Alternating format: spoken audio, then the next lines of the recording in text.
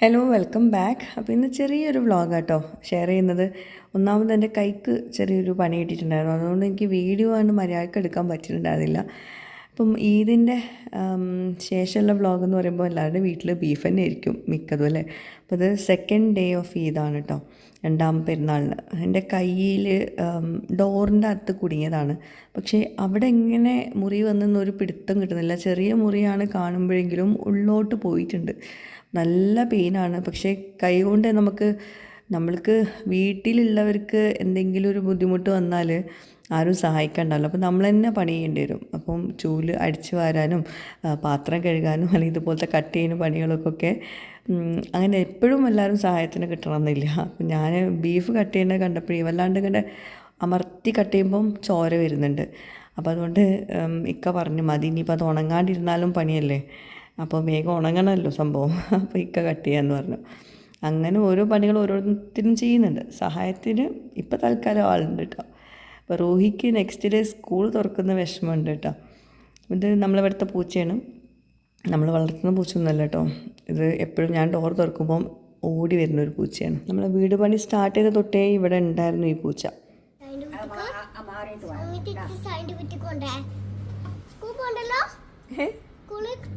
ഉറങ്ങി നീച്ചിട്ട് സ്കൂളിലേക്കാ പോണ്ടേ, ഷാജന്റെ വീട്ടിലേക്കല്ല. നാളെ റൂയിമോൾക്ക് സ്കൂളുണ്ട്. ലഞ്ചില്ല. അങ്ങനെ മക്കളുടെ എല്ലാവരുടെയും സ്കൂള് തുടങ്ങാൻ പോവായിരിക്കും അല്ലേ, റീ ഓപ്പൺ ആവാൻ പോവായിരിക്കും.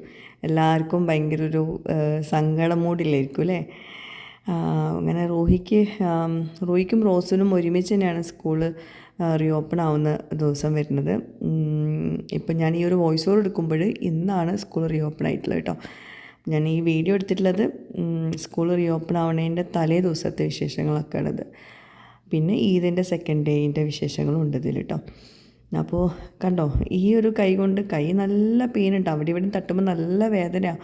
പക്ഷെ അങ്ങനെ പറഞ്ഞിട്ട് കാര്യമില്ലല്ലോ, നമുക്കിവിടെ ഇതൊന്നും ചെയ്തു തരാൻ വേറെ ആൾക്കാരൊന്നും ഇല്ലല്ലോ. അപ്പം ഞാൻ എപ്പോഴും ഇങ്ങനെ വിചാരിക്കും, പണ്ട് ഉമ്മ ഇങ്ങനെ പറയും, ഉമ്മക്ക് എന്തെങ്കിലും വയ്യാണ്ടായാലും അപ്പോഴും ഉമ്മ എണീറ്റ് നമുക്കുള്ള സാധനങ്ങളൊക്കെ റെഡിയാക്കും, അപ്പോഴും ആരും സഹായത്തിനൊന്നും പോവില്ല.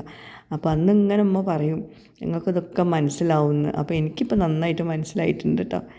കാരണം എനിക്ക് വയ്യാന്ന് പറഞ്ഞിട്ടൊരു ഭാഗത്ത് ഇരിക്കാൻ പറ്റുന്നില്ല, ഒന്നും ചെയ്യാണ്ടിരിക്കാം. കാരണം നമ്മളല്ലാണ്ട് വേറെ ആരും ഇല്ല. നമ്മളൊന്നും മടങ്ങിയാൽ പിന്നെ എല്ലാം അവതാളത്തിലാവുമല്ലോ.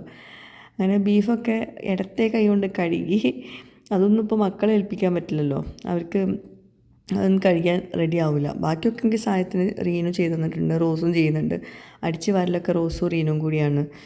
മുറ്റടിച്ച് വാരൽ പിന്നെ ഞാൻ ഇടത്തെ കൈയിട്ടൊന്നും ഇങ്ങനെ താങ്ങി കൊടുക്കും. വലത്തെ കൈയിട്ട് ചെയ്തു, പക്ഷേ ചൂല് വീണ്ടും ആ മൂലി തട്ടി. ഇതുമ്മപ്പം ഉള്ളിയൊക്കെ തൊലിച്ച് തന്നു ബീഫ് ഉണ്ടാക്കാൻ വേണ്ടിയിട്ട്. പിന്നെ അടുപ്പത്താണ് നമ്മൾ ബീഫ് ഉണ്ടാക്കാൻ പോകുന്നത് കേട്ടോ. അതിൻ്റെ ഒരു സന്തോഷം കൂടിയുണ്ട്. നമ്മൾ ഈ ഹൗസ് വാമിങ്ങിന് ശേഷം അടുപ്പത്ത് നമ്മൾ ബീഫ് ഉണ്ടാക്കിയിട്ടില്ല. അപ്പോൾ വിറകടുപ്പിൽ എനിക്ക് ഭയങ്കര ഇഷ്ടമാണ് ഇങ്ങനത്തെ റെസിപ്പീസൊക്കെ ഉണ്ടാക്കാൻ വേണ്ടിയിട്ട്. എന്താ പറയുക, ഭയങ്കര സിമ്പിളാണ്. കുക്കറിലാവുമ്പോൾ നമ്മളിങ്ങനെ വിസിൽ വരുന്നോ നോക്കി നിൽക്കണ്ടേ. ഇതാവുമ്പോൾ എന്താ, ബീഫ് കഴുകി വൃത്തിയാക്കിയിട്ടുണ്ട്. എല്ലോട് കൂടിയുള്ള ബീഫാണ് കുറച്ചുകൂടെ ടേസ്റ്റ് കേട്ടോ. പിന്നെ മുളക് പൊടി 2 ടീസ്പൂണ് നിറയെ എടുത്തിട്ടുണ്ട്, മഞ്ഞൾപ്പൊടി 1/2 ടീസ്പൂണ്, മല്ലിപ്പൊടി ഒരു 3 ടീസ്പൂൺ നിറയൊക്കെ എടുത്തിട്ടുണ്ട്. പിന്നെ കുറച്ചധികം ഉലുവ ഒരു 2 ടീസ്പൂൺ നിറയെ എടുത്തിട്ടുണ്ട്.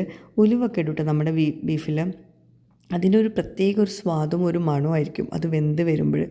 അപ്പം ഞാൻ മുമ്പ് എപ്പോഴോ ഉലുവായിട്ടുള്ള റെസിപ്പി ഷെയർ ചെയ്തപ്പോഴേ ആരൊക്കെയോ മെസ്സേജ് ആക്കിയിട്ടുണ്ടായിരുന്നു, ഉലുവൊക്കെ ബീഫിലിടോ, നിങ്ങൾ ബീഫാണ്ട് കേട് വരുത്തില്ലോ എന്നൊക്കെ പറഞ്ഞിട്ട്. പക്ഷേ ഉലുവ ഇട്ടിട്ടുള്ള ബീഫ് ഭയങ്കര ടേസ്റ്റാട്ടോ. ഇറച്ചി കറി ആണെങ്കിലും ചിക്കൻ കറി ആണെങ്കിലും ഉലുവ ഇടുമ്പോൾ ഭയങ്കര ടേസ്റ്റാണ്. അപ്പം ഉലുവൊക്കെ ഇട്ട് ഉപ്പിട്ട് വെള്ളമൊഴിച്ച് എല്ലാം കൂടി കുഴച്ചിട്ട് വെള്ളമൊഴിച്ച് ഇനി കറിവേപ്പിലിട്ട് എന്നിട്ട് അടുപ്പ് കത്തിച്ചാണ്ട് വെക്കുക. പിന്നെ ഇടയ്ക്കിടയ്ക്ക് ഇളക്കി കൊടുത്താൽ മതി. ഒരു മുക്കാൽ മണിക്കൂർ അല്ലെങ്കിൽ 1 മണിക്കൂറൊക്കെ വേണ്ടി വരും. നല്ല ചകിരിയൊക്കെ വെച്ച് വല്ലാണ്ട് ആളി കത്തിക്കരുത് കേട്ടോ. ഒരു മീഡിയം ഫ്ലെയിമിൽ വെച്ചിട്ട്, ഫ്ലെയിമല്ല അടുപ്പത്ത് വെക്കുന്നവർക്ക് അറിയുണ്ടാവും ആ ഒരു കണക്ക്. അതിനിടയ്ക്ക് അവിടെ അവിൽ മിൽക്ക് ഉണ്ടാക്കുന്നുണ്ട്. എനിക്ക് വയ്യാണ്ടായപ്പം ഒരുപാട് സാധനങ്ങളൊക്കെ ഉണ്ടാക്കി വരുന്നുണ്ട്. കുറേ നേരം എന്നോട് പറയുന്നു പാല് കൊണ്ടുവന്നിട്ടുണ്ട് ഒന്ന് ഉണ്ടാക്കി തരുമെന്ന്. അപ്പം ഞാൻ പിന്നെ ആ ഭാഗത്തേക്ക് ശ്രദ്ധ കൊടുത്തില്ല. അപ്പോൾ ഇക്കന്നെ ഉണ്ടാക്കുന്നുണ്ട്. കണ്ടോ നമ്മുടെ ചെറിയുള്ളിയും ആ വെളുത്തുള്ളിയും ഒരു തക്കാളിയൊക്കെ ഇട്ടിട്ടുണ്ടാവും, ഞാൻ പറയാൻ വിട്ടുപോയി ബീഫിലോട്ട്. അപ്പോൾ എല്ലാം കൂടി ഒരുമിച്ച് അങ്ങോട്ട് വേവിച്ചെടുക്കില്ല. കുറച്ച് കഴിഞ്ഞാൽ ആ ചെറിയ ഉള്ളിയും തക്കാളിയും വെളുത്തുള്ളിയും എല്ലാം കൊണ്ട് അലിഞ്ഞ് നല്ല ഒരു പരുവത്തിലാവും. പ്രത്യേക ഒരു മണമായിരിക്കും കേട്ടോ നമ്മൾ അടുപ്പത്തുണ്ടാക്കുമ്പോൾ. അതുപോലെ വേറൊരു കാര്യം പറയാൻ വിട്ടുപോയിട്ടോ, ആരൊക്കെ കമൻസിൽ പറഞ്ഞപ്പോഴാണ് ഞാൻ ശ്രദ്ധിക്കുന്നത്, നമ്മൾ ഈ അടുപ്പ് മാത്രമാണ് കത്തിക്കാറ്, മറ്റേ അടുപ്പുണ്ടല്ലോ അത് ഇതുവരെ കത്തിച്ചിട്ടില്ല, ഇനി അതും കത്തിക്കണം. ഇവിടെ ഇക്കടുമ്മ പറയുന്നുണ്ട് രണ്ടടുപ്പും ഒരേപോലെ കത്തിക്കണം, അല്ലെങ്കിൽ മറ്റേത് കേടാവുമെന്ന്. അതുപോലെ നമ്മൾ കമൻസിൽ ആരൊക്കെയോ പറഞ്ഞിരുന്നു കേട്ടോ, നമ്മളത് വിട്ടുപോയി. ഇനി അടുത്ത പ്രാവശ്യം അത് കത്തിക്കണം. അപ്പോൾ തന്നെ നമ്മുടെ ബീഫ് നല്ലോണം പെരണ്ട് പരുവത്തിലായിട്ടുണ്ട് കേട്ടോ. പിന്നെ അത് വറവിട്ട് കൊടുക്കുകയാണ്. വെളിച്ചെണ്ണയിൽ ചെറിയ ഉള്ളി കറിവേപ്പില മൂപ്പിച്ചെടുത്തിട്ട് അതിലോട്ട് ഇട്ട് കൊടുക്കുക. അപ്പം നമുക്കിതിലോട്ട് നമ്മൾ ചോറ് നെയ്ച്ചോറാട്ടോ. സാദാ ചോറ് ഉണ്ടാക്കുകയാണെങ്കിൽ ഉപ്പേരി വേണം, കറി വേണം, പപ്പടം വേണം, അത് ഇത് എന്നൊക്കെ പറയും. അപ്പം നെയ്ച്ചോറാകുമ്പോൾ പിന്നെ നെയ്ച്ചോറും ഈ ഒരു കറിയും പപ്പടം തൈരും മതിയാവുമല്ലോ, വേറൊരു എക്സ്ട്രാ സംഭവങ്ങളൊന്നും വേണ്ടല്ലോ. ഞാൻ ഉണ്ടാക്കിയതുകൊണ്ട് പറയില്ല, ഭയങ്കര ടേസ്റ്റായിരുന്നു ഈ ഒരു ബീഫിന്. പിന്നെ എപ്പോഴും ബീഫ് ഇളയ ബീഫാണെങ്കിൽ അല്ലെങ്കിൽ ബീഫിൻ്റെ ഒരു ടേസ്റ്റ് ഉണ്ടാവുമല്ലോ, നമ്മളെടുക്കുന്ന ഇറച്ചിയുടെ ഒരു ടേസ്റ്റ് ഉണ്ടാവും, അതുണ്ടായിരുന്നു കേട്ടോ. പിന്നെ അതിൻ്റെ ശേഷം ഞാൻ വീഡിയോസൊന്നും എടുത്തിട്ടുണ്ടായിരുന്നില്ല. നെക്സ്റ്റ് ഡേ സ്കൂളിലെ ദിവസമാണ്, കുറേ പ്രിപ്പറേഷൻസ് ഉണ്ടായിരുന്നു. ഇനി ഞാൻ രണ്ടാമത്തെ ഈദിൻ്റെ വിശേഷങ്ങൾ ഷെയർ ചെയ്ത് തരാം കേട്ടോ. കണ്ടോ എൻ്റെ കൈ മുറിഞ്ഞ ദിവസം അത് കേട്ടോ, അത്യാവശ്യം ഉള്ളോട്ട് തട്ടിയിട്ടുണ്ട്, പുറമെ നല്ല ബ്ലഡൊക്കെ വന്നിരുന്നു. എൻ്റെ അടുത്ത് അങ്ങനെ പ്ലാസ്റ്റർ ഒന്നുമില്ല, നമ്മളിപ്പോൾ പുതിയ വീട്ടിലോട്ട് മാറിയതല്ലേ, പ്ലാസ്റ്റർ അങ്ങനെ ഫസ്റ്റ് എയ്ഡ് സാധനങ്ങളൊന്നും നമ്മൾ വീട്ടിലുണ്ടായിരുന്നില്ല. അങ്ങനെ ഇതിപ്പം എൻ്റെ വീട്ടിലോട്ട് പോകുന്ന ദിവസമാട്ടോ, രണ്ടാമത്തെ പെരുന്നാൾ നമ്മൾ എൻ്റെ വീട്ടിലോട്ട് അവരവരുടെ വീട്ടിലോട്ട് പോകുമല്ലോ, അവിടെയാണ് ഇന്ന് പെരുന്നാൾ. അപ്പം പ്ലാസ്റ്ററൊക്കെ വാങ്ങിച്ചെന്നൊക്കെ പോകുന്ന വഴിക്ക് നമ്മൾ പെരുന്നാൾക്കിട്ട ഡ്രസ്സ് തന്നെ ഇട്ടിട്ടാണ് പോകുന്നത്. കാരണം എൻ്റെ വീട്ടിലുള്ളവർ കണ്ടിട്ടില്ലല്ലോ, അവർ വീട്ടിൽ വന്നിരുന്നു. ഈദ് വ്ളോഗിൽ ഞാൻ ഷെയർ ചെയ്തിട്ടുണ്ടായിരുന്നു, പക്ഷേ അപ്പോഴേക്കും നമ്മൾ ഡ്രസ്സൊക്കെ ചേഞ്ച് ചെയ്തിരുന്നു. പിന്നെ പ്ലാസ്റ്റർ ഒട്ടിച്ചാലും എന്താ പറയുക, ആ ഒരു മുറിയുള്ള സ്ഥലം ഉണ്ടല്ലോ, ഇക്ക പറഞ്ഞു തരണം ഇങ്ങനെ കൂട്ടി പിടിക്കല്ലേ, പരത്തി പിടിക്കുകയെന്നൊക്കെ. കാരണം ആ മുറിവ് ഒരു അങ്ങോട്ടും ഇങ്ങോട്ടും അല്ലാത്തൊരു സ്ഥലത്തുള്ളൊരു മുറിവായതുകൊണ്ട് ഒന്നും ചെയ്യാൻ പറ്റുന്നില്ല. വിരലിലൊക്കെ ആണെങ്കിൽ നമുക്ക് അവിടെ പ്ലാസ്റ്റർ ഇട്ടാൽ മതി. ഇതിപ്പോൾ എല്ലാ സാധനങ്ങളും അതിന്മേൽ തട്ടുണ്ട്, മുളക് പൊടിയാണെങ്കിലും ചൂലാണെങ്കിലും കത്തിയാണെങ്കിലും ഒക്കെ പിന്നെയും അതിന്മേൽ തന്നെ തട്ടണുള്ളൂ, അങ്ങനത്തെ ഒരു സ്ഥലമാണ്. ഇക്കാണെങ്കിൽ ഇങ്ങനെ എന്നെ പറയേണ്ട, ഒരു ചെറിയ മുറിക്കാണ് ഇത്ര പറയണമെന്നൊക്കെ പറഞ്ഞിട്ട്. ഇക്കാക്ക് പിന്നെ ഒരുപാട് സർജറിയും കാര്യങ്ങളൊക്കെ ചെയ്തുകൊണ്ട് തന്നെ ഇക്കാക്ക് ഇതൊന്നും വലിയ കാര്യമൊന്നുമില്ല, ചെറിയ മുറി. പക്ഷേ എന്നാലും നമുക്ക് റെസ്റ്റ് എടുക്കാൻ പറ്റില്ലല്ലോ, അവർക്ക് വരുമ്പോഴല്ലേ ആ വേദന മനസ്സിലാവുള്ളൂ. പിന്നെ എൻ്റെ വീട്ടിൽ പ്രത്യേകം പറഞ്ഞു, നമ്മൾ നെയ്ച്ചോറ് ബിരിയാണി ഒന്നും വെക്കണ്ടെന്ന്, സാദാ ചോറ് മതിയെന്ന്. അപ്പോൾ ഇതൊക്കെയാണ് കൂട്ടാൻ. ഒരുപാട് വിഭവങ്ങളുണ്ടായിരുന്നു. ഇന്നും അനിയത്തിയുടെയും നാത്തൂൻ്റെയും ഉമ്മാൻ്റെയും എല്ലാവരുടെയും സ്പെഷ്യൽസ് ഉണ്ട് കേട്ടോ. എനിക്കാണെങ്കിൽ കയ്യിൽ മുറിയായിട്ട് കഴിക്കാനും വയ്യ. എന്താ പറയുക, നമുക്ക് എന്താ പറയുക, ഒരു ചെറിയൊരു വേദന വന്നാൽ തന്നെ ആകെ മൊത്തം നമ്മൾ ഡെസ്പാവില്ലേ, അങ്ങനത്തെ ഒരു ദിവസമായിരുന്നു ഇന്ന്.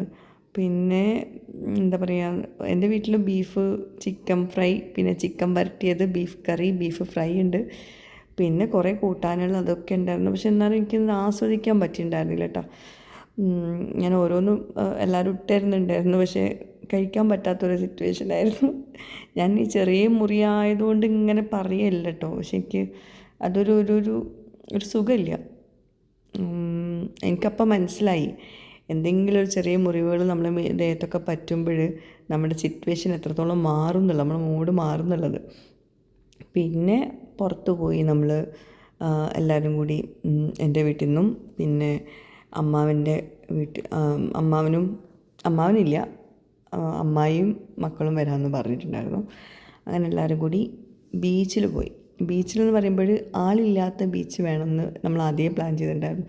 ഈ തിരക്കിലോട്ട് നമുക്ക് പോകാൻ വയ്യ. അപ്പോൾ നമ്മൾ ആ ഭാഗത്തുള്ള ആളില്ലാത്ത ഒഴിഞ്ഞ ബീച്ചിലാണ് നമ്മൾ പോയത്. പക്ഷേ ആവശ്യത്തിനുള്ള ആൾക്കാരുണ്ട് കേട്ടോ. എന്നാലും ഇപ്പം എല്ലാ ബീച്ചിലും പെരുന്നാൾക്കൊന്നും പിന്നെ അടുക്കാൻ പറ്റില്ല, അത്ര തിരക്കാണ് നമ്മൾ ഈ ഭാഗത്തൊക്കെ. അപ്പം പൊതുവേ തിരക്ക് കുറഞ്ഞൊരു ബീച്ച് നോക്കി പോയതാണ്. പക്ഷെ എന്നാലും തിരക്കുണ്ടായിരുന്നു, കുഴപ്പമില്ലാത്ത തിരക്കുകളുണ്ടായിരുന്നു. അപ്പോൾ കയറിയ പാട്ടിൽ നമ്മൾ ചായ കുടിച്ചിട്ട് കയറാമെന്ന് വിചാരിച്ചു, കാരണം ചോറൊക്കെ വെച്ചിട്ട് ദമ്മായി കിടക്കുകയാണ്. അപ്പോൾ എന്തെങ്കിലും ചായ കുടിച്ചിട്ട് പിന്നെ ബീച്ചിലോട്ട് ഇറങ്ങാമെന്ന് വിചാരിച്ചിട്ട് അവിടെ ഇരുന്നാൽ നമ്മൾ ചെയറൊക്കെ കൊണ്ടുവരുന്നു. അപ്പോൾ ഉള്ള ചെയർ വെച്ചിട്ട് അവിടെ ഇരുന്നു. പിന്നെ എല്ലാവരും കൂടി കൂടുമ്പോൾ ഒരു വൈബ് തന്നെയല്ലേ. നമ്മളെപ്പോഴും വീട്ടിനുള്ളിൽ തന്നെ ഇരിക്കുമ്പോൾ മഴയുണ്ട് പുറത്ത് പോകണം എന്നൊക്കെ അങ്ങനെ പറഞ്ഞിരിക്കുകയായിരുന്നു. പക്ഷേ എല്ലാവർക്കും ഒരു മൂഡ് ഔട്ടായിരുന്നു. അപ്പോൾ പിന്നെ ഒന്ന് പുറത്തിറങ്ങിയാൽ റെഡിയാവും വിചാരിച്ചിട്ട് എല്ലാവരും കൂടിയാണ് പുറത്ത് പോയി. നല്ല രസമുണ്ടായിരുന്നു. ഒരുപാട് നേരം നിന്നിട്ടുണ്ടായിരുന്നില്ല. പക്ഷേ നമുക്ക് ഈ പെരുന്നാൾക്കൊക്കെ ഒന്ന് പുറത്ത് പോയി വെറുതെ ഒന്ന് ബീച്ചിൽ പോയി ഇരിക്കാനൊക്കെ രസമല്ലേ, എല്ലാവരും കൂടി കൂടുമ്പോഴേ. അപ്പം ഞങ്ങളാണെങ്കിൽ ഇക്കാൻ്റെ വീട്ടിൽ നിന്നാണെങ്കിലും എൻ്റെ വീട്ടിൽ നിന്നാണെങ്കിലും നമ്മളെല്ലാവരും കൂടി ഒരുമിച്ച് എപ്പോഴും പുറത്ത് പോകാറുണ്ട്. മാഷാ അല്ലാ, അൽഹംദുലില്ലാ. അത് ഒരു പ്രത്യേക ഒരു വൈബ് തന്നെയാണ്. പിന്നെ അതുപോലെ ഇന്നത്തെ ഈ ഒരു വ്ളോഗ് ഉണ്ടല്ലോ, ചെറിയൊരു വ്ളോഗാട്ടോ.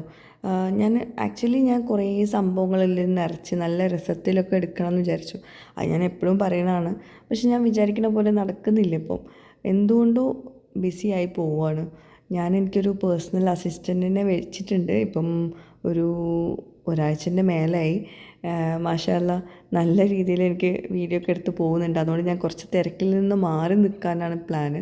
അതായത് എനിക്കിപ്പോൾ കുറച്ച് തിരക്ക് കുറയുന്നുണ്ട്. മറ്റേത് നമ്മൾ ഫുൾ ടൈം ഇതിൻ്റെ പുറകെ തന്നെ ആകുമ്പോഴേ. അപ്പോൾ ഇപ്പോൾ ആ ഒരു പേഴ്സണൽ അസിസ്റ്റൻ്റ് ഉള്ളതുകൊണ്ട് തന്നെ കുറേ സമാധാനമുണ്ട്. അപ്പോൾ ഞാനത് വഴിയേ പുതിയ വീഡിയോസിൽ ഷെയർ ചെയ്യുന്നുണ്ട് ഇൻഷാ അല്ലാ.